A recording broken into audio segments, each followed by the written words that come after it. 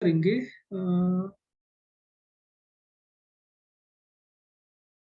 Just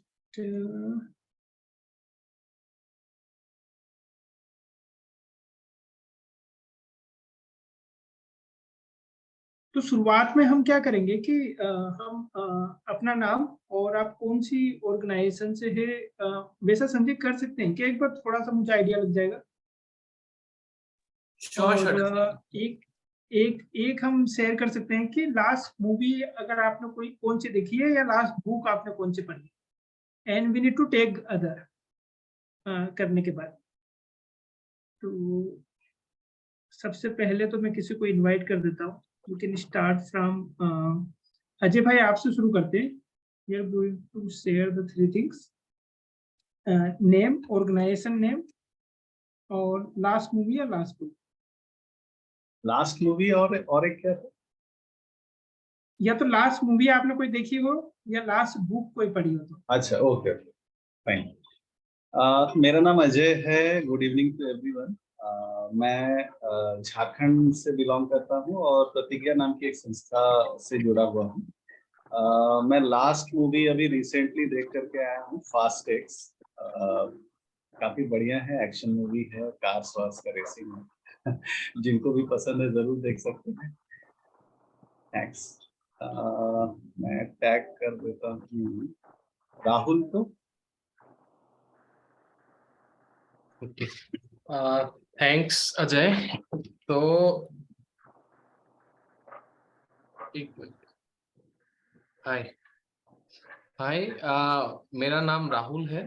तो मैं thoughts to action बोल के एक जोरहाट बेस्ड आसाम में संस्था के साथ जुड़ा हुआ हूँ। तो हम लोग बेसिकली गवर्नमेंट स्कूल्स में काम करते हैं बच्चों लोग के साथ। तो लास्ट मैंने मूवी नहीं, एक सीरीज देखी थी नेटफ्लिक्स में, ये जामतारा बोल के। ये it's all about fishing and या झारखंड से ही है, जामतारा वहीं पे है। तो या आई वुड टैग विजय भाई।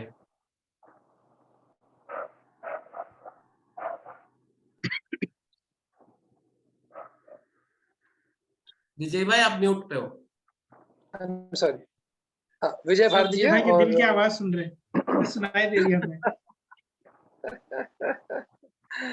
जी, विजय भारती है। मैं युवाओं के साथ काम करता हूँ, वार्तालाप से काफी सालों से जुड़ा हूँ। और वी द युवा करके एक हमारा एक फोरम है जिसमें मैं काम कर रहा हूँ।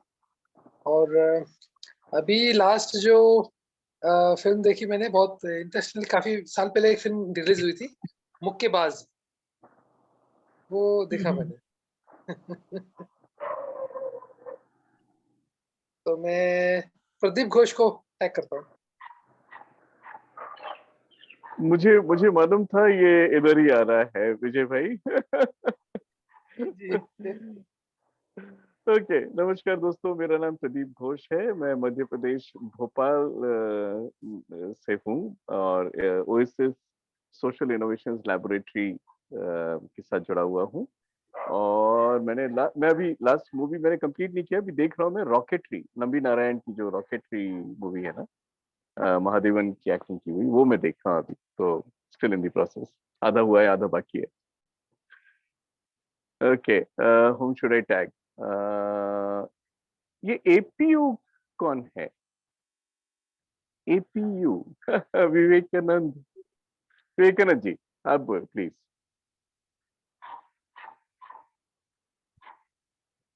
उनके ऑडियो में कुछ प्रॉब्लम लग रहा है। विवेकानंद जी आप टाइप कर सकते हैं ना, प्रदीप जी किसी या और उनको को आपसे। लॉग आउट करके लॉग इन करना पड़ेगा। अच्छा, फिर मैं इनको कर देता हूँ, प्रणामी को कर देता हूँ, जिनको नहीं जानता उन्हीं को कर देता हूँ, प्रणामी। Thank you. मैं प्रणामी हूँ एंड आई वर्क विद बाल रक्षा भारत, जिस globally save the children India के नाम से, सेव द चिल्ड्रन इंटरनेशनल के नाम से जाना जाता है। और लास्ट बुक मैंने पढ़ी नहीं है, सुनी है। एक्चुअली वो सुनना अभी खत्म नहीं हुआ है, सुनी रही हूँ। वंदना शिवा का तेरा विवाह। That's all. मैं टैग करती हूँ Jitin,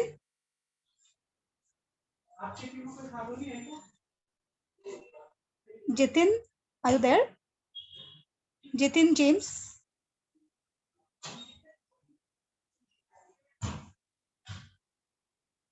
Was I audible? Okay. I will read it Yeah, out. yeah, yeah. Jitin ने अपना इसमें शेयर किया है. चैट में शेयर कर तो Jitin from Kerala and last book तो उन्होंने कोई पढ़ी नहीं, जो कंप्लीट नहीं की.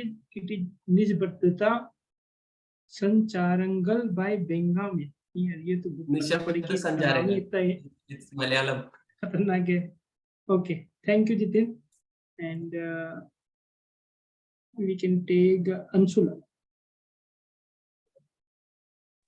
हाय एवरीवन, मेरा नाम अंशुला है. मैं मार्गशाला के साथ काम करती हूँ, जो कि उत्तराखंड में एक संस्था है जो रूरल एंटरप्रेन्योर्स के साथ काम करती है. मैंने आखिरी मूवी जो देखी नेटफ्लिक्स पे वो कटहल थी, जो पिछले हफ्ते शायद रिलीज हुई. काफी मजेदार मूवी, अगर आप लोगों ने देखी नहीं है तो जरूर देखिएगा. मैं नोरा को टैग करूँगी. Thank you Anshula. मेरा नाम नूरा है और पीपल फॉर चेंज नाम की संस्था के साथ काम करती हूँ.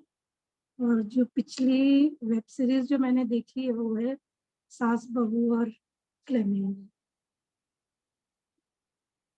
मैं रवि किरण को टैग करना चाहूँगी.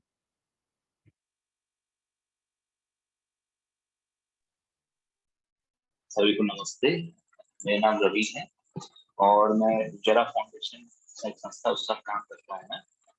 और मैंने लास्ट मूवी जो है नेटफ्लिक्स में भी मूवी देखी है. मेरे ख्याल से कोई बचा नहीं है शायद टैग करने के लिए. ये विवेकानंद जी का हो गया क्या?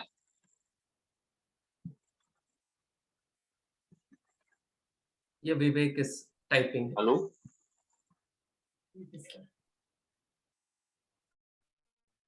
संजय बचे हैं, मैं बचा हूँ, Rahul I think.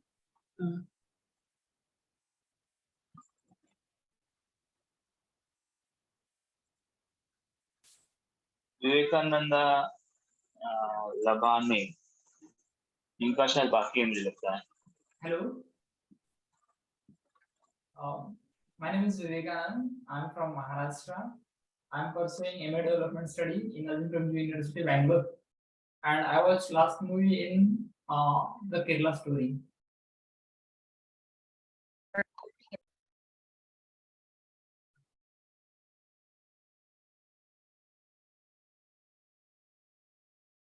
You can also tag someone.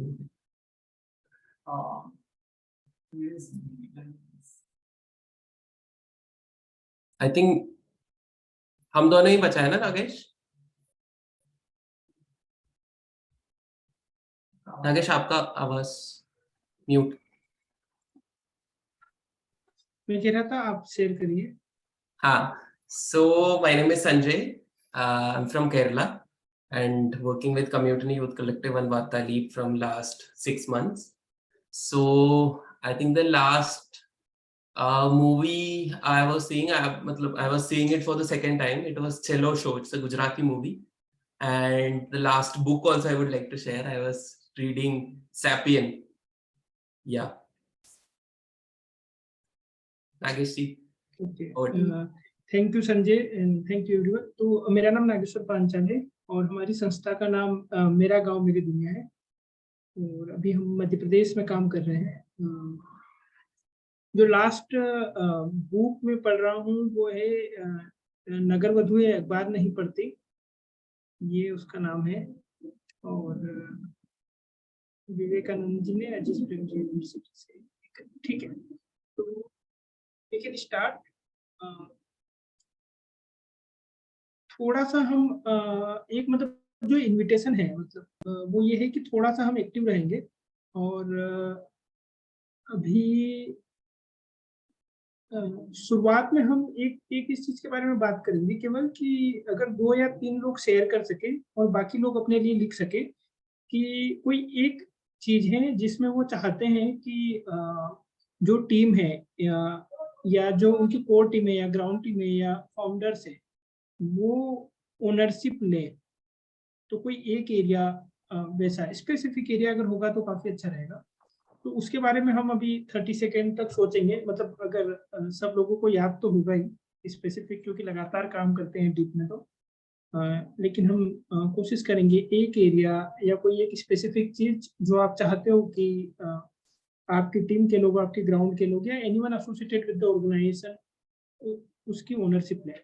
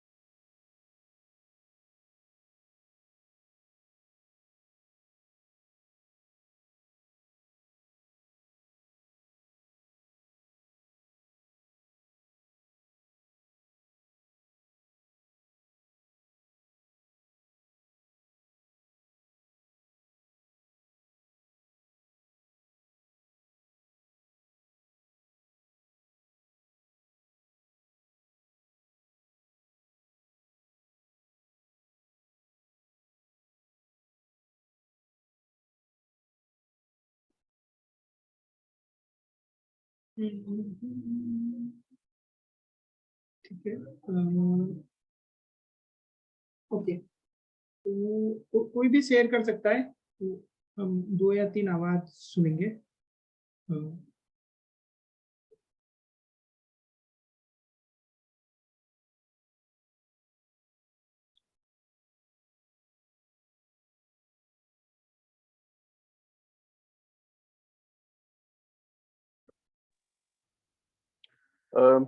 कोई शुरू नहीं कर रहे तो मैं कर देता हूँ।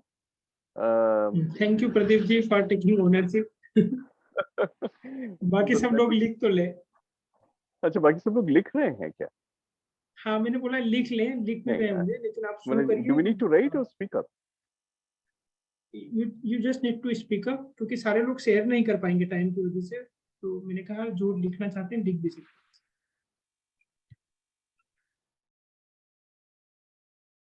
हाँ प्रदीप जी, आप शेयर करिए ना।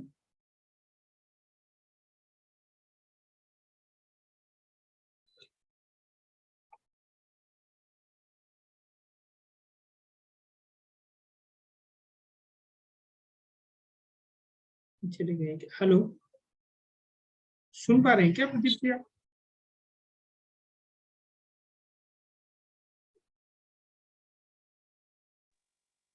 फिर मैंने सबको लिखना है या आपको बताना है? आप मुझे शेयर कर दीजिए, चलेगा। चैट में ओपनली शेयर आप शेयर कर सकते हैं। हाँ हाँ, नहीं हाँ, बोल के भी कर सकते हैं। Okay, so let me share it openly. Basically, I want my team members to work in an area of अभी climate change उसका जो impact हो रहा है villages के ऊपर, उस दिशा में मैं चाह रहा हूँ खुद भी काम करना और टीम को भी। ठीक है, ठीक है। Primarily on climate change adaptability. How do we adapt to climate okay, change? और कोई एक व्यक्ति शेयर कर सकता है कि we will take one more. Pranami, ownership of task completed or not completed, achievement and mistakes. Okay, thank you Pranami.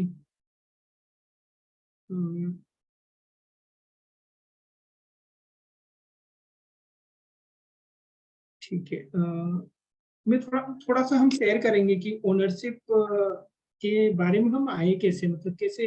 और जैसे आप नाम देखेंगे मेरा गांव मेरी दुनिया, तो आइडिया ये है कि कैसे जो गांव के लोग हैं वो अपने गांव की ओनरशिप ले, अपने गांव में बदलाव करने की। तो जब ये शुरुआत में विचार आया तो हमने कुछ थॉट, मतलब जिस पर हम मतलब बातचीत करना चाहेंगे, और फिर कैसे डिजाइन हुआ उसके अराउंड बातचीत करेंगे। तो कोई बताएगा कि अगर हम माइग्रेशन शब्द सुनते हैं तो आपके दिमाग में क्या आता है?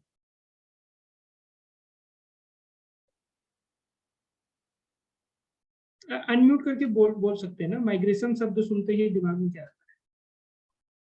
अपने जगह से मूव आउट करके दूसरे जगह पर जाए। ओके। और इसमें अगर हम थोड़ा सिनेरियो देखेंगे तो किस तरह का मतलब दिखता है आपको माइग्रेशन? जी जनरली आपका। मैं बोलूं या दूसरे? हाँ हाँ जी प्लीज। हाँ, तो जनरली ये पाया जाता है कि जैसे हम लोग यहाँ पर काम करते हैं, सीजनल माइग्रेशन होता है, लोग ईंटे भट्टों में काम करने के लिए चले जाते हैं। तो माइग्रेशन कहने का मतलब हमारे यहाँ हम लोग यही समझते हैं कि रोजगार के लिए या अपने जीवन यापन के लिए वो एक जगह से दूसरे जगह मूव कर। ठीक है, ओके, थैंक यू अजय। कोई एक और व्यक्ति सेट करेगा माइग्रेशन? आई थिंक कभी कभी बहुत फोर्स्ड माइग्रेशन भी हो जाता है, जब सरकार को कोई प्रोजेक्ट बनानी होती है, देन फिर मतलब गांव वालों को समझ में नहीं आता ना क्या हो रहा है, they are forced to get to some different place. तो वो जरूरी नहीं है कि रोजगार के लिए जा रहे हैं, लेकिन क्योंकि उनका जमीन जा रहा है, उनके पास रहने के लिए जगह नहीं है, तो जाहिर सी बात है फिर वो कोई नया जगह ढूंढते हैं अपने लिए रहने के लिए, फिर से एक नया अपना जगह बसाना, अपने लिए रोजगार ढूंढना। तो हो सकता है वो पहले भी वहाँ कुछ काम कर ही रहा होगा, पर चूंकि अब उसके पास कोई ऑप्शन नहीं है वहाँ रहने के लिए, then they are forced to move to some other spaces. Okay okay. तो जब भी हम माइग्रेशन की बात करते हैं या सरकार, कोई एक और व्यक्ति शेयर करना चाह रहा था, बोलिए। किसकी आवाज आई? जी विवेकानंद बात कर रहा हूँ। विवेकानंद जी। हाँ हाँ, माइग्रेशन जॉब के लिए तो होता ही है, साथ में पढ़ाई के लिए भी होता है। बच्चों के मतलब यहाँ पे फैसिलिटीज नहीं होती है, तो उसके लिए भी हेलो। और माइग्रेशन पढ़ाई के लिए भी होता है, साथ में हम हमारा मतलब जॉब के लिए तो जाते ही है, साथ में हमारा कल्चर भी वहाँ का भूल जाते हैं, और कल्चर भी चला जाता है वहाँ से। तो माइग्रेशन तो डेंजरस है ही, इसलिए मुझे अच्छा लगा कि मेरा गांव और मेरी दुनिया। तो सही है आपका। हेलो। तो थैंक यू विवेकानंद। हाँ, आप कुछ और ऐड कर रहे थे, कर सकते हैं।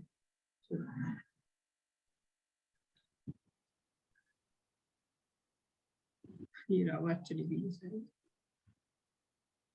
कोई बात नहीं। तो जब हमने गांव में काम करना शुरू किया, और मैं चाहता हूँ कि ये इस लेंस से मतलब अगर हम देखेंगे कि ओनरशिप क्यों महत्वपूर्ण है, तो there is a high chance कि मिडिल वर्क को अगर छोड़ दिया जाए, उसके इंस्पिरेशन भी होते हैं, लेकिन जो जो सबसे निचला तबका है वो तो माइग्रेट करता है अपने खाने के लिए या अपनी उसको कहेंगे कि रोटी के लिए, रोजी के लिए।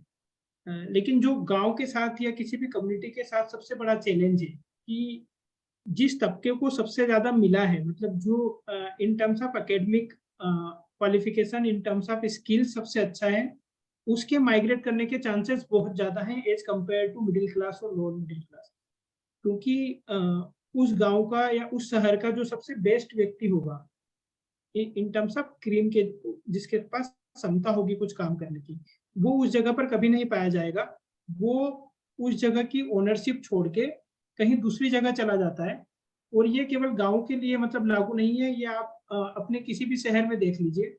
तो जैसे मेरा गांव है जुटावत, तो जुटावत के जो बेस्ट व्यक्ति थे वो जुटावत में काम नहीं कर रहे, ना ही किसी तरीके से जुटावत के लिए कंट्रीब्यूट कर रहे, वो इंदौर में जाके काम कर रहे हैं। वैसे ही इंदौर के जो बेस्ट व्यक्ति हैं वो इंदौर की ओनरशिप नहीं ले रहे, वो इंदौर को छोड़कर वो दिल्ली, पुणे या बेंगलोर में है, और दिल्ली, पुणे जो बेंगलोर में है वो यूएस जाने का उनका प्लान चल रहा है। तो ये जो क्रीम वाला माइग्रेशन है, उससे क्या है कि जिस जिस समाज से या जिस समुदाय से आप आते हैं वहां की ओनरशिप कहीं ना कहीं मिसिंग पाई जाती है। और एक मैसेज आया, मैं देख लेता हूँ। हाँ, माइग्रेशन डिस्प्लेसमेंट भी हो सकता है कई बार। राइट। दूसरा जो हमें लगा कि ओनरशिप किसी भी प्रोजेक्ट में सबसे महत्वपूर्ण है, उसे हम प्रोजेक्ट वर्सेस कम्युनिटी देखते हैं। तो मैंने काफ़ी एनजीओ से जब हमने बात की, और या आप अपने जो काम कर रहे हैं वहाँ के मूलभूत मतलब प्रोजेक्ट आउटकम में देखेंगे, तो मुझे काफ़ी एनजीओ ऐसे मिले जो काफ़ी अच्छा काम कर रहे हैं या उनके प्रोजेक्ट आउटकम काफ़ी सक्सेसफुल है। तो अगर प्रोजेक्ट आउटकम का मैं देखूँ कि नंबर ऑफ चिल्ड्रन जो एज अप्रोप्रिएट लर्निंग आउटकम जिनको मिल जाता है, या फिर इस तरीके से हम जो बनाते हैं, वो तो काफ़ी पावरफुल है और प्रोजेक्ट सक्सेसफुल है, लेकिन कम्युनिटी उतनी पावरफुल और सक्सेसफुल नहीं हो पा रही।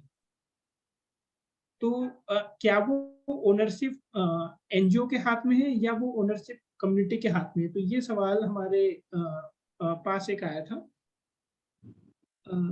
दूसरा हम देखते हैं कि क्या कम्युनिटी में सच में ओनरशिप नहीं है? तो उसमें हमें लगा कि अभी जैसे हमारे गांव में एक कोई हवन टाइप कुछ करवाना था, स्थापना टाइप कुछ हो रहा था, तो कम्युनिटी ने अपने आप लगभग और काफी छोटा गांव है, तो 4 से 10 लाख रुपए इकट्ठा किए, और मतलब उस चीज की ओनरशिप लेके मैं ये काम करूंगा, आप ये काम करोगे, ये काम भोजन का काम ये देखेंगे, डीजे का काम ये लोग देखेंगे, पंडित का काम ये लोग देखेंगे। लेकिन उसी स्कूल में मतलब 2 ढंग से बाथरूम नहीं है, मतलब, और उसी स्कूल में मतलब बहुत कम लड़कियां ऐसी है जो 12th पास होती, तो उसकी ओनरशिप नहीं है। तो एक तो ओनरशिप किस चीज में मिसिंग है और किस चीज में ले रहे हैं, ये थोड़ा सा डायनेमिक्स हमें समझना है। तो इसके अराउंड हमने थोड़ा सा आगे डिजाइन किया है। यहाँ तक किसी को कोई थॉट आ रहा है क्या?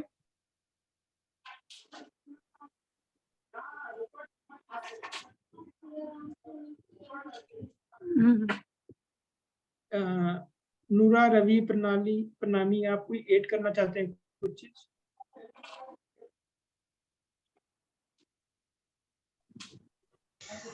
बहुत बारी ऐसा भी होता अभी है। फिलहाल में कुछ नहीं।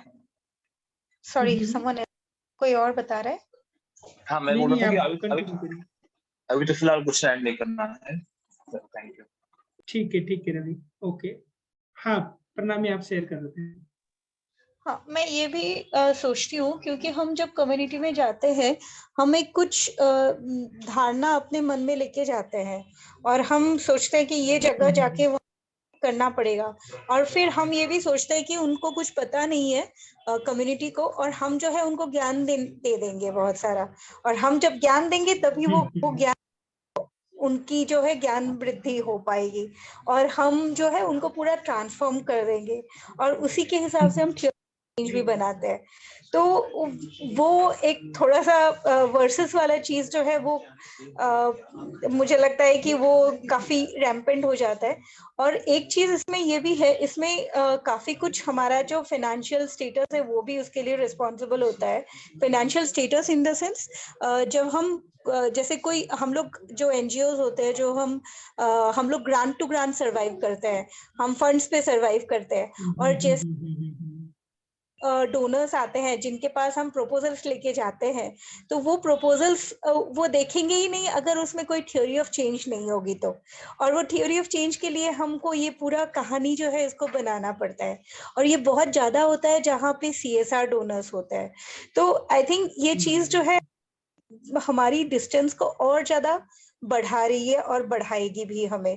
तो we really need to reflect कि हम कैसे करेंगे और कैसे इसको ईटेबल मतलब कंज्यूमेबल, क्योंकि जो CSR डोनर्स है उनको कंज्यूमेबल्स पे ही इंटरेस्ट होती है, तो उनको कैसे हम पैकेजिंग करें या कैसे हम डिलीवर करें, और कैसे हम ये जो वर्सेस वाला चीज है निकाले।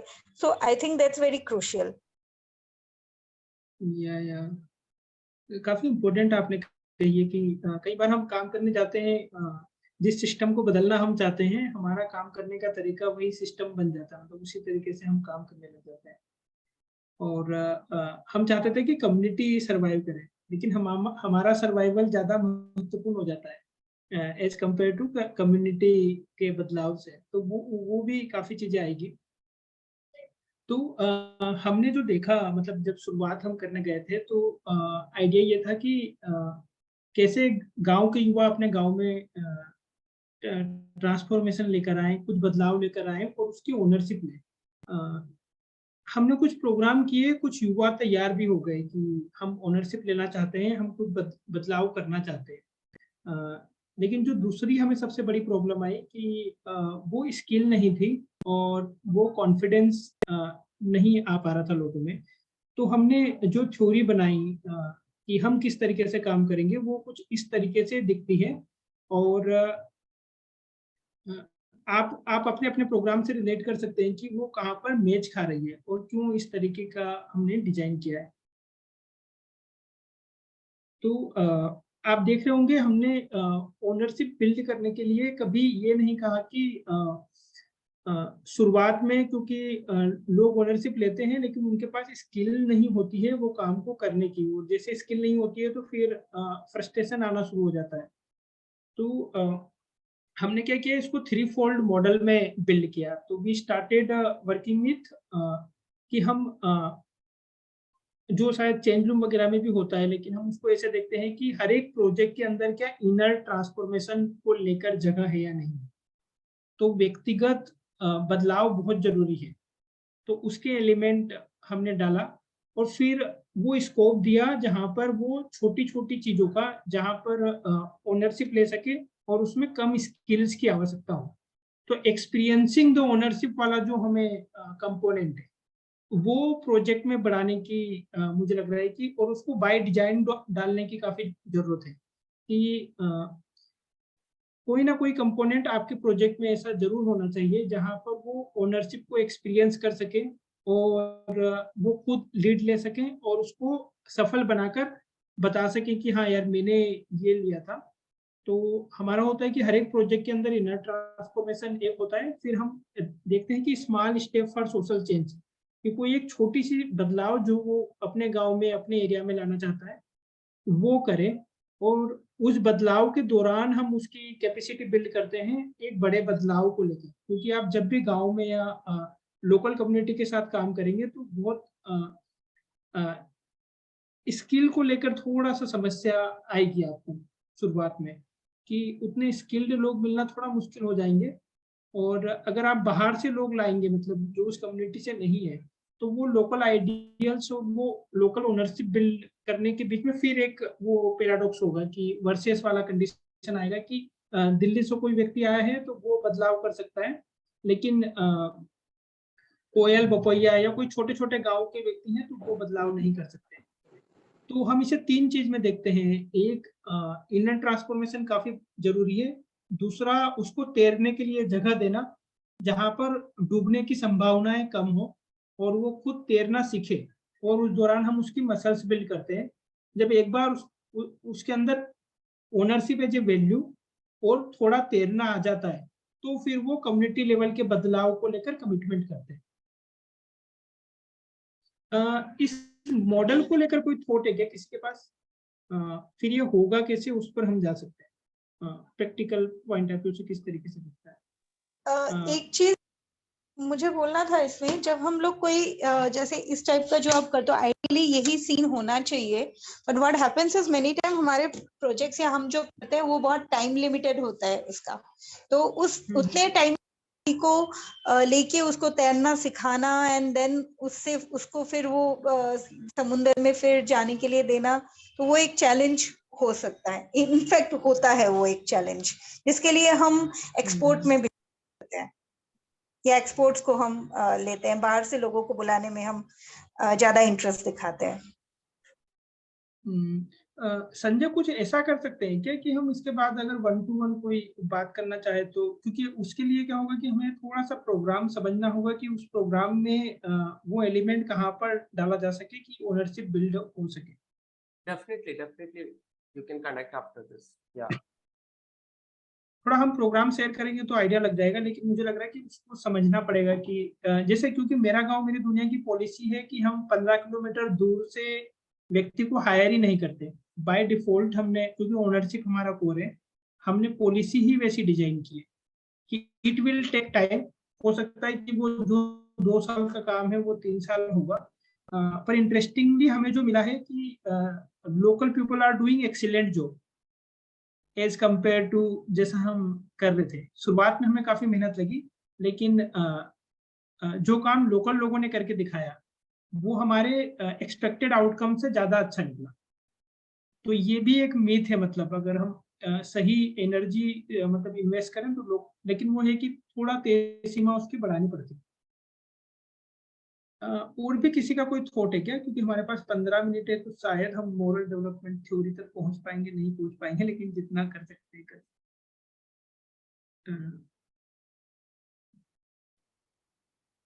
तो हम इसको थोड़ा सा एक व्यक्ति के हिसाब से देखते हैं, फिर प्रोजेक्ट के हिसाब से देखते हैं। तो ये पवन है, एक यूथ लीडर है झुटावत से, और ही स्टार्टेड कि हमें मतलब उसको लगा कि मुझे अपने गांव में कुछ काम करना है, अपने गांव में बदलाव करना है। और फिर एक हमने प्रोग्राम आयोजित किया, आईना देखो। पवन शुरुआत से मेरा गांव मेरी दुनिया का हिस्सा है, और वो प्रोग्राम होता है इनर ट्रांसफॉर्मेशन के ऊपर कि आप खुद से कैसे कनेक्ट कर सकते हो, अपनी कम्युनिटी से कैसे कनेक्ट कर सकते हो। एंड ही स्टार्टेड लीडिंग एक क्लासरूम विथ 5 to 10 स्टूडेंट्स, मतलब बहुत कम बच्चों के साथ उन्होंने एक क्लासरूम लीड करना शुरू किया। उसके बाद उन्होंने एक स्कूल को लीड करना शुरू किया, और उसके बाद उन्होंने ऐसे 10 लोगों को आइडेंटिफाई किया जो अपने अपने गांव में उसी तरह का बदलाव करना चाहते थे जो वो कर रहे हैं। तो करेंटली ही लीडिंग लाइक 20 विलेजेस, और वो 20 गांव में ऐसे 20 युवाओं को सपोर्ट कर रहे हैं जो अपने अपने गांव की शिक्षा को बदलना चाहते हैं। लेकिन इसमें कुछ समय लगा, मतलब कि वो वक्त देना जहां पर वो तैरना सीख सके और वो स्किल बिल्ड कर सके ये काम करने का। तो ओनरशिप का जो लेवल है वो काफी बढ़ जाता है। वंस एक बार अगर आपका इंटेंट और स्किल मैच हो तो मुझे लगता है कि ओनरशिप का लेवल काफी बढ़ जाता है। The problem with the founder is कि हम बिना स्किल बिल्डिंग करें, हम चाहते हैं कि लोग सारे काम करें। और तो ये एक दिक्कत है। तो अगर आप प्रोग्राम हमारा देखेंगे तो it is like 3-year programme. तो हमने जो शुरुआत में रखा, और कहाँ गए, फुल लॉग आउट कर देंगे। तो आप देखेंगे कि जो शुरुआत में रखा उसमें क्या होता है कि युवा को क्या करना है। एक सेकेंड, मैं इसमें थोड़ा सा स्टॉप करके सेट कर देता हूँ। तो उसमें हमने एक सिलेक्शन प्रोसेस में जो बदलाव किया है, तो आमतौर पर क्या होता है कि एनजीओ क्या करते हैं कि पहले गांव चुनेंगे कि इन 15 गांव में हम काम करेंगे, और फिर लोग आइडेंटिफाई करते हैं वहां से। हमारा सिलेक्शन प्रोसेस उसका पूरा उल्टा है कि हम क्या करते हैं कि हम युवाओं को सिलेक्ट करते हैं एक लंबी प्रक्रिया के जरिए, और जो युवा फाइनल स्टेज में पहुंचते हैं ओनरशिप लेने के लिए तैयार होते हैं, हम उनके गांव में काम करते हैं। तो ये एक प्रैक्टिस है जो मैं शेयर करना चाहता था कि थोड़ा सा काम करने का तरीका बदल जाता है। अब आप इसमें देखेंगे तो जो पहले साल जो वो काम करते हैं वो केवल बच्चों के साथ करते हैं और पेरेंट्स के साथ करते हैं थोड़ा सा। दूसरे साल में वो क्या करते हैं कि मॉडल क्लासरूम्स बनाते हैं और सब्जेक्ट स्पेसिफिक एक्सपर्टीज बिल्ड करते हैं, और लो टच इंटरवेंशन स्कूल्स में करते हैं।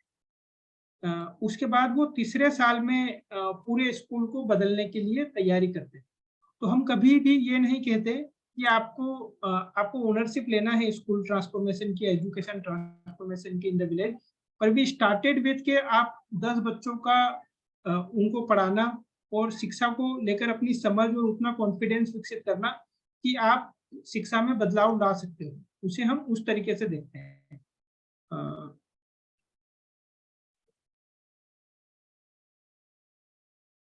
यहाँ पर थोड़ा सा हम रुकेंगे और थॉट्स ले लेंगे। अभी किसी के कोई विचार आ रहे हैं कुछ कि इस प्रोग्राम को आप अपने प्रोग्राम से रिलेट कर पा रहे हैं क्या? कि जो इंटरवेंशन है वो काफी लंबा है, सेकेंड जो इंटरवेंशन है वो स्टेप वाइज है, थर्ड जो इंटरवेंशन है वो ओनरशिप उसका कोर है कि शुरुआत में आपको ये ओनरशिप लेना है, सेकेंड ईयर में ये ओनरशिप लेना है, थर्ड ईयर में ये ओनरशिप लेना है। इसको लेकर किसी के मन में कोई थॉट आ रहा हो या कोई ख्याल या कोई सवाल तो बोल सकते हैं।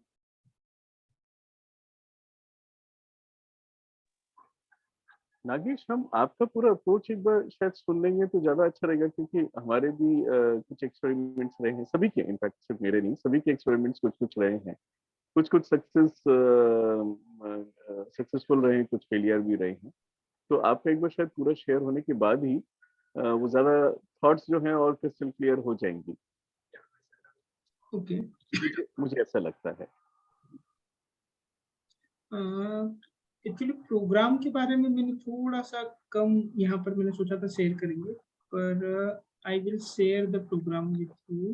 प्रोग्राम भले ही शेयर मतलब या तो पूरा ये जो प्रोसेसेस थी वो मैं प्रोसेसेस शेयर कर लेता हूँ।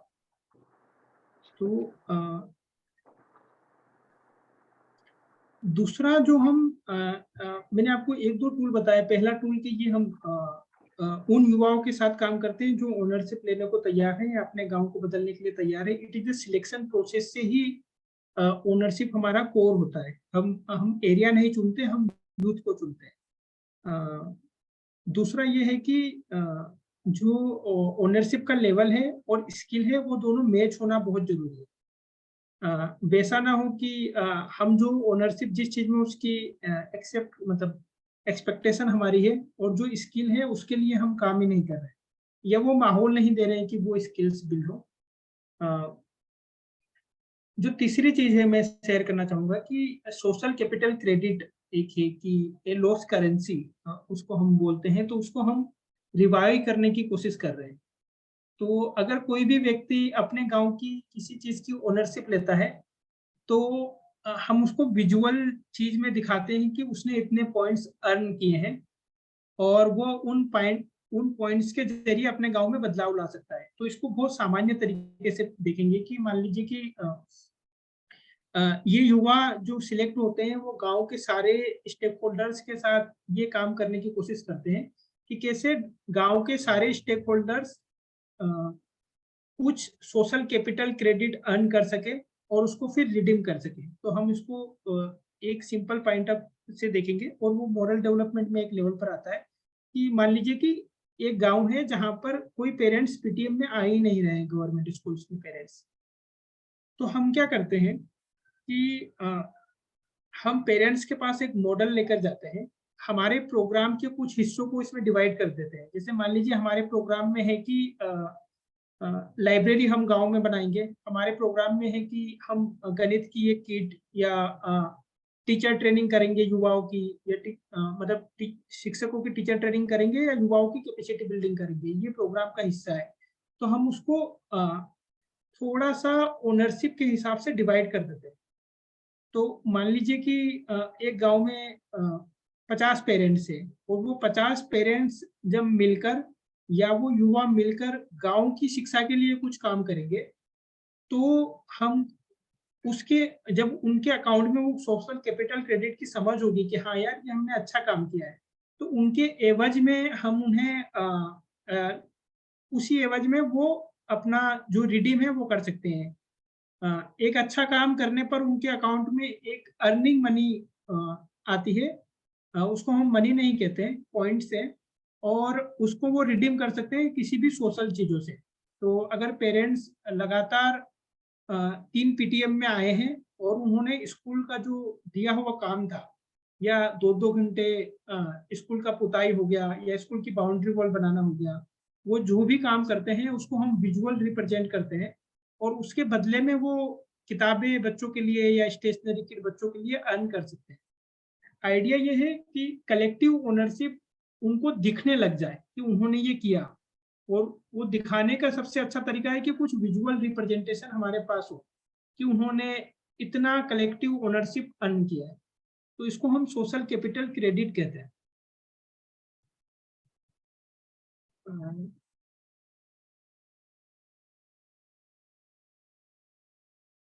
इसी को हम बोल रहे थे विजुअल इंडिकेटर्स फॉर ओनरशिप।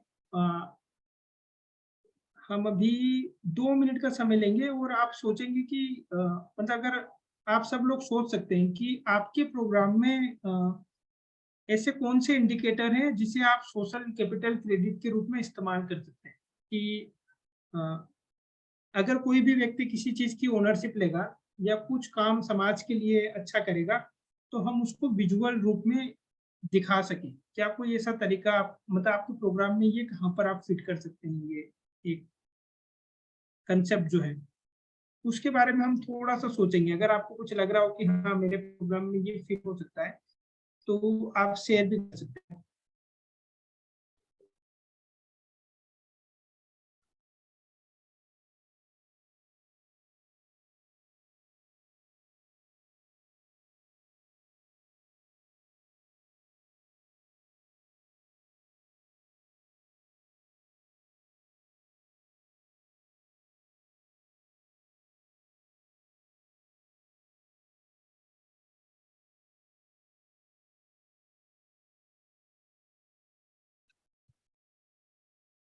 आप सोच पा रहे हैं क्या अपने अपने प्रोग्राम के लिए, या ये वर्कआउट नहीं कर रहा है तो वैसा भी आप शेयर कर सकते हैं। तो एक व्यक्ति शेयर करेगा। अजय आप शेयर करेंगे क्या? Pranami who takes notes of the social credit. अभी बहरहाल तो मतलब अगर हम पेरेंट्स की सोशल क्रेडिट है तो पेरेंट्स की एक बॉडी होगी जो ये ख्याल रखेगी कि कितना काम उन्होंने किया है।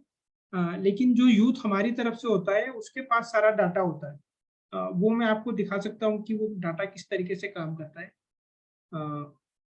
उनको अपना कलेक्टिव अच्छाई दिखने लग जाती है और कोई भी चीज अगर दिखने लग जाती है तो वो बढ़ने लग जाती है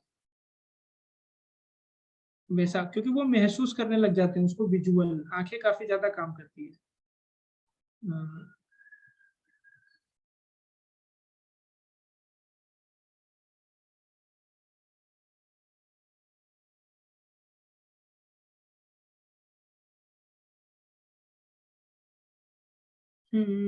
ठीक है।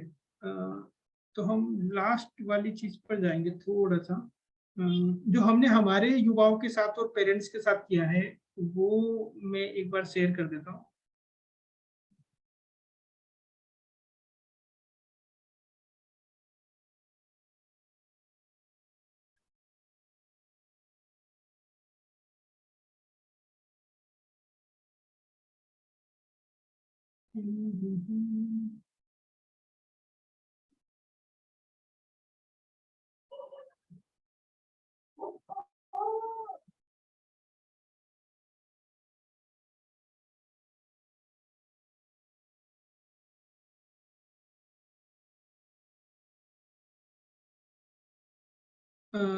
तो ये आप देख पा रहे हैं क्या? आप इसको डिटेल में भी रीड कर सकते हैं। और आइडिया ये था, इसको हमने सारे युवाओं के साथ और पेरेंट्स के साथ इसको हम प्रैक्टिस कर रहे हैं और पूरी टीम के साथ भी कि ये कोलबर्ग की 6 स्टेज ऑफ मोरल डेवलपमेंट एक थ्योरी है। और हम क्या करते हैं कि हमारे काम को, और जो भी पेरेंट्स काम कर रहे हैं, यूथ काम कर रहे हैं, टीम काम कर रही है, उसमें हम आइडेंटिफाई करने की कोशिश करते हैं कि अभी हम मोरल डेवलपमेंट के कौन से लेवल से वो काम कर रहे हैं। तो मान लीजिए कि टीचर का काम है बच्चों को पढ़ाना, तो क्या वो इसका पहला लेवल है कि वो इसीलिए पढ़ा रहा है क्योंकि अगर उसको पढ़ाते हुए ना पाया गया तो या तो सरपंच डांट लगा देगा या उसको सरकार निकाल सकती है, तो वो डर की वजह से काम कर रहा है। दूसरा लेवल है कि वो इसलिए पढ़ा रहा है बहुत अच्छी तरीके से ताकि उसे कोई इनाम मिल सके। तो हम टीम के लिए भी ये देख सकते हैं कि टीम में हम कहाँ पर है। क्या आपकी टीम का कोई व्यक्ति इसलिए वर्क कर रहा है ताकि वो जितना ज्यादा वर्क करेगा उतना ज्यादा उसका उसके हिसाब से आपने उसका रीइंबर्समेंट प्रोसेस या कुछ प्रोसेस बना रखी है और वो उसकी वजह है काम करने की, या वो इसलिए काम कर रहा है ताकि उसको फाउंडर से डांट ना पड़े, मतलब वो बच जाए। तीसरा स्टेज इसका है, और ये शुरुआत वाले स्टेज बच्चों में काफी पाए जाते हैं और हम लोगों में भी पाए जाते हैं, सब लोगों में, कि कोई भी टीम मेंबर या कोई भी आपका स्टेक होल्डर्स इसलिए काम कर रहा है ताकि वो आपका पहला पसंदीदा व्यक्ति बन सके या आप उन्हें पसंद करें। इसमें जो चौथा है वो इसलिए है कि क्योंकि आपका रूल है, ऑर्गेनाइजेशन का रूल है कि ये चीजें इसी तरीके से होगी, तो वो काम कर रहा है उस तरीके से। अगर वो रूल नहीं होता तो वो कोई और तरीके से काम करता। चौथा ये है कि क्योंकि ये समाज है, मतलब उसी तरीके से बाकी लोगों के बारे में सोचकर वो उस तरीके से काम कर रहा है कि बाकी लोगों को असुविधा ना हो, पूरी टीम के किसी व्यक्ति को असुविधा ना हो, सारा काम टाइम पर हो जाए, उसकी वजह से काम ना रुके, वो उस तरीके से सोच रहा है। चौथा ये है कि क्या उसके व्यक्तिगत वैल्यू, उसकी ओनरशिप है, मतलब उसका व्यक्तिगत व्यवहार वहां पर है कि वो उसके अंदर मतलब घर कर गया है, इसलिए वो उस तरीके से काम कर रहा है जो काम वो कर रहा है। तो ये एक थ्योरी है जो मैं आपसे शेयर करना चाहता था। तो हमने क्या किया था कि हम हमारे साथ जितने युवा हैं और जितने स्टेक होल्डर्स हैं और हमारा जो कोर काम है, हमने इवन फाउंडर्स, प्रोग्राम मैनेजर्स और स्पर्श लीडर, उसके अलावा बाकी एक दो जो फेलोशिप है, सब में हमने ये करके देखा कि अभी हमारे पास जितने काम है उसको हम क्यों कर रहे हैं और उसकी वजह क्या है, विदाउट जजिंग एवरीवन। मतलब कि किसी को जज करने की जरूरत नहीं है कि वो इस लेवल पर है तो वो व्यक्ति अच्छा है, वो इस लेवल पर है तो वो व्यक्ति बुरा है। लेकिन क्या हमारे अवेयरनेस में है कि ओनरशिप एज ए वैल्यू हमारे अंदर है, या हम first, second, third, fourth, fifth से ऑपरेट कर रहे हैं। तो उसको, ओनरशिप को लेकर हमने एक एक्सपेरिमेंट ये किया है और आइडिया ये है कि कैसे हम इस रडार में ऊपर जा सकते हैं, कौन कौन से काम में अभी नहीं जा पाए और कौन कौन से काम में हम जा सकते हैं।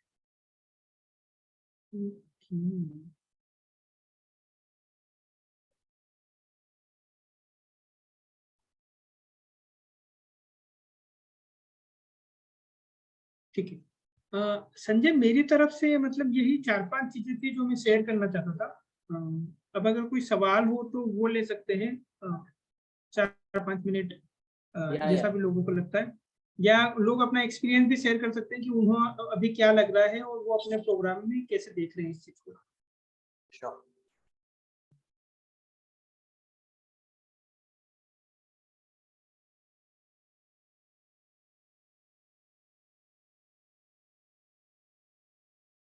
या अगर मतलब ये भी शेयर कर सकते हैं कि उनके लिए वर्क किया या नहीं किया, वैसा भी शेयर कर सकते हैं।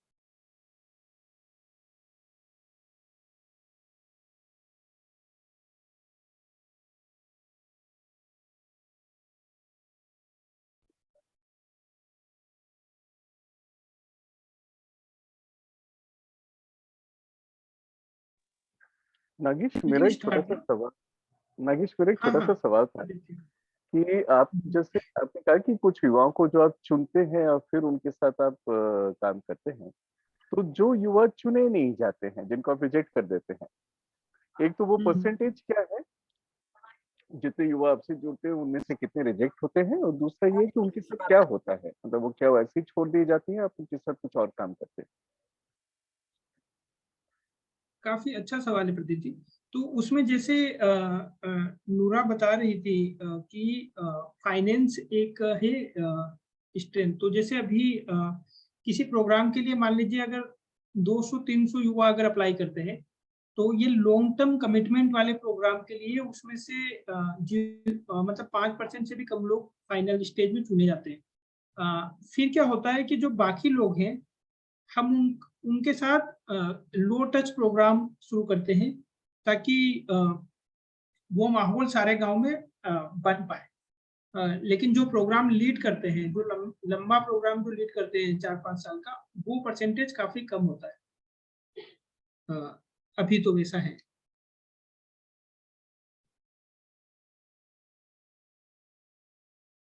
तो बाकी युवाओं के साथ हम जो इनर ट्रांसफॉर्मेशन और जो स्मॉल स्केल चेंज वाला जो है, उस तरीके के प्रोग्राम हम फिर उन्हें ऑफर करते हैं। लेकिन तीसरे लेवल पर सबके साथ जाना मुश्किल होता है थोड़ा। ठीक है, thank you so much. Thank you Pradeep ji. अगर आपका इस पे कोई थॉट हो तो वो भी शेयर कर सकते हैं ना, क्योंकि ये होता है कि काफी लोग करना चाहते हैं लेकिन वो स्कोप में नहीं होता है कि सबको कैसे इस प्रक्रिया में शामिल किया जा सकता है। इनडायरेक्टली तो वो होते हैं, लेकिन डायरेक्टली कैसे शामिल किया जा सकता है। देखिए, ये सबके अलग अलग अप्रोचेस हैं। आपकी ये अप्रोच बहुत सक्सेसफुल है। कुछ जैसे हम लोग के अप्रोचेस रहे, हमने कोई मैकेनिज्म रखा ही नहीं सिलेक्शन का, नो सिलेक्शन नो रिजेक्शन, वो एक ऑटो फिल्टरिंग मैकेनिज्म अपने आप हो जाता है। और उसका फिर कभी और बताएंगे उसके बारे में, अभी तो आज प्लेटफॉर्म आपका है इसलिए उसके बारे में डिटेल नहीं कर रहे हैं। पर हमने कुछ एक ऑटो फिल्टरिंग मैकेनिज्म ट्राई किया हुआ है जिसमें युवा जुड़ते हैं, अपनी स्वेच्छा से जुड़ते हैं, अपनी स्वेच्छा से रुकते हैं, और जो नहीं रुक पाते हैं वो अपनी स्वेच्छा से बाहर भी निकल जाते हैं। तो वो काफी एक अच्छा मैकेनिज्म है जिसमें हमें वो मेहनत नहीं करनी पड़ती है उनके पीछे। वो खुद ही समझ जाते हैं और बाकी लोग भी उनको समझ जाते हैं कि कैसे हो सकता है। बट दैट वो कभी आगे के लिए और देखेंगे उसको। बट आपका ये अप्रोच अच्छा है, बढ़िया है। थैंक यू प्रदीप जी। और किसी को कोई कमेंट वगैरह कुछ आ रहा हो? बस मुझे लगता है कि नागेश भाई आपकी जो कहानी है वो अधूरी ही सब, पूरी कहानी नहीं हो पाई आज। हाँ, यानी मुझे लगता है कि आपको समय चाहिए, और समय के हिसाब से अलग से मुझे लगता है कि सेशन प्लान एक वर्कशॉप की तरह प्लान करना पड़ेगा आपको।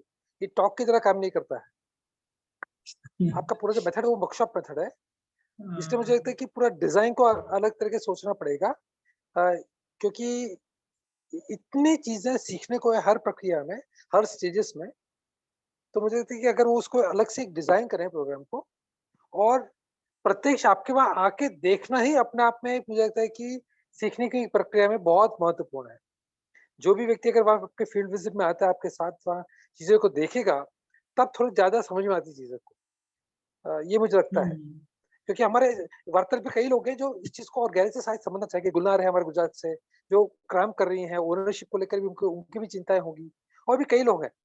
तो मुझे लगता है कि जिन जिन सवालों को लेकर आप काम कर रहे हैं, उसको लेकर मुझे लगता है कि एक लर्निंग जर्नी आपके वहाँ हो, बुलाएं लोगों को आपके वहाँ, तो मुझे लगता है कि बहुत अच्छा रहेगा, क्योंकि आपको इतना सीखने को है। यानी इतने अभी एक घंटे में अपने जो भी थोड़ी बहुत बात कही, उसमें लगता है इतनी गहराइयां हैं जो मुश्किल है वो, और ऑनलाइन में अपनी एक लिमिटेशन है बात करने की, है ना। तो मुझे तो आपकी एक एक चीज को लेकर इतने सारे सवाल से ज्यादा कि जानने की उत्सुकता बढ़ा है, कि जानना चाहिए क्या है ना। ये मेरा फीडबैक है। थैंक यू विजय भाई। अभी हम कुछ ऐसी ऑफरिंग मतलब कर रहे हैं, तो उत्तर प्रदेश के कुछ ऑर्गेनाइजेशन के साथ, छत्तीसगढ़ के कुछ ऑर्गेनाइजेशन के साथ, क्योंकि ये काफी लोग अच्छा काम करना चाहते हैं, लेकिन ये वाली समस्या आती है कि उन्हें बताना पड़ता है कि काम करो, और थोड़ा सा टीम की तरफ से पूछ ज्यादा होता है। वो ओनरशिप का सबका एक प्रॉब्लम है, तो उसको लेकर कोशिश कर रहे हैं। Rahul, Ravi, you want to share something? Kulnan, Noora.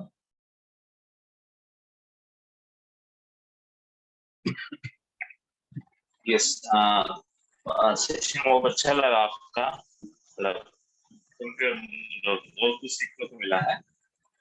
मेरा एक क्यूरियस क्वेश्चन है आपसे कि क्या मेरी आवाज आ रही है आपको?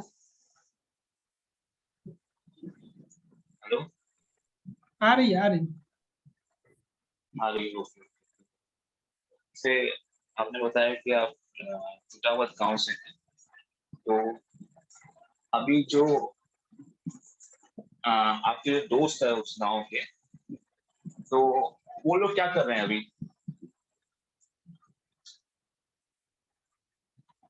काफी इंटरेस्टिंग सवाल है रवि। और मोस्टली कुछ दोस्त जॉब कर रहे हैं, और कुछ दोस्त अपना खेती करते हैं, काम करते हैं, और हमारे इसमें भी कंट्रीब्यूट करते हैं। पर उस गांव में हमारे मंथली कंट्रीब्यूटर काफी है, तो वैसा है कि बाकी लोग जो अपना टाइम देके नहीं कुछ कर पा रहे हैं, दे स्टार्टेड कंट्रीब्यूटिंग फाइनेंशियली। तो एक लोकल मॉडल बिल्ड हो रहा है कि कैसे फाइनेंशियली वो गांव अपना सेल्फ सस्टेनेबल वहां पर प्रोजेक्ट चल सकता है। पूरी तरह तो नहीं, लेकिन they started contributing for this. तो वो बदलाव तो आ रहा है, देखने को मिल रहा है। तो जैसे मैं थैंक यू रवि। मैं मैं अगर बोलूं कि ज्यादातर उन लोगों का फोकस है पैसे कमाने पर, अगर मैं ऐसा बोलूं तो सही स्टेटमेंट रहेगा अगर मैं ऐसा बोलूं तो? हाँ, मतलब कुछ लोगों का फोकस होता है पैसे कमाने का, वो तो डेफिनेटली है काफी लोगों का। हाँ हाँ रवि, काफी लोगों का फोकस होता है पैसे कमाने का। इसको आने का तो मतलब मैं ये जानना क्यूरियस हूँ कि मतलब आपका कैसे, मतलब से आप जो है आपने सोचा कि मतलब जो उसी गांव के युवा जो है बदलाव ला सकते हैं, तो आपका ये थॉट प्रोसेस कैसे आया? मतलब आप उस लाइन पे क्यों नहीं गए, मतलब पैसे कमाने लाइन पे क्यों नहीं गए, आप ये लाइन पे कैसे आए? मतलब क्योंकि मैं अज्यूम कर रहा हूँ कि आप उस गांव में पले बड़े होंगे तो आपने जो अपने आसपास में यही देखा होगा कि सब लोग जो है पैसे कमाने की रेस के पीछे भाग रहे हैं, पैसे कमाना है, मकान बनाना है, गाड़ी करना, ये करना है। मैं अज्यूम कर रहा हूँ ऐसा ना। तो अब क्या है कि बचपन से अगर कोई भी इंसान हो ना, कि अगर वो देखता है ना कोई इंसान की मेरे आसपास लोग ऐसे बात करे, तो उसके दिमाग में भी वही बैठ जाता है कि पैसे कमाना इम्पोर्टेंट है, गाड़ी लेना है, मकान लेना इम्पोर्टेंट है। पर आपके मतलब क्या लगता है आपको कि आपका वो क्यों नहीं बना थॉट प्रोसेस, या फिर बना था फिर चेंज हुआ क्या है? हाँ, यही सवाल है मेरा। हाँ हाँ हाँ, संजय हम ले सकते हैं क्या अभी, या फिर इसको ऑफलाइन बाद में? I think it will be nice if we can take that conversation after the meeting also, if that possible. Okay, sure. You know, we can share the contact with both of you, and we can Yes, take yes. up this conversation. No? Sure, yes. Yeah, time का थोड़ा सा रहेगा। yeah. And really, thank you Okay, so Sanjay, much. we can close. Thank you so much, Nagesh, for bringing this beautiful perspective जो आपने practice के दौरान establish करा है। I think local communities में ownership को देखने का, build करने का, और फिर वो track करने का, and to build a community system where people taking up ownership for their own development, वो एक perspective बहुत अच्छे से निकल कर आया है। And I think there is a beautiful point, you know, beautiful open up that you have done through this discussion about ownership. How do different organizations see ownership in their communities, which is actually we are trying to do through this platform also, to create that kind of conversations and learning for each other. So thank you so much for bringing that, and thank you so much everyone for participating and making it happen. Thank you so much. Thank you so much, Nagesh. Thank you विजय भाई। Thank you Nagesh, बहुत अच्छा Thank you Ravi. मजा आ गया। अब तो आपसे दोस्ती करनी पड़ेगी ज्यादा। आ जाइए, आप कब से बोल रहे हैं, आए नहीं है। जी विजय भाई बहुत पहले से कह रहे हैं चलना है, अभी तक विजय भाई का टाइम नहीं हो पाया। मैं वेट कर रहा हूँ विजय भाई के लिए। ओ अच्छा, प्रदीप, वाह, वेरी गुड, ठीक है, बनाते प्रोग्राम। बनाते, बिल्कुल। ठीक है, चल, okay, thank you, bye. Okay, bye bye.